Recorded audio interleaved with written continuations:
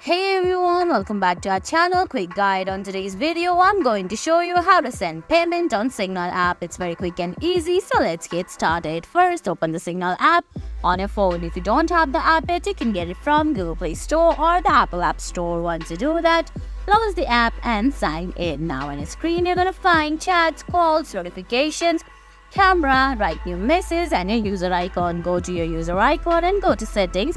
Then you have to find payments right below data uses and write about help. Go to payments there. Once you go to payments, you can see there's add funds and send payment option.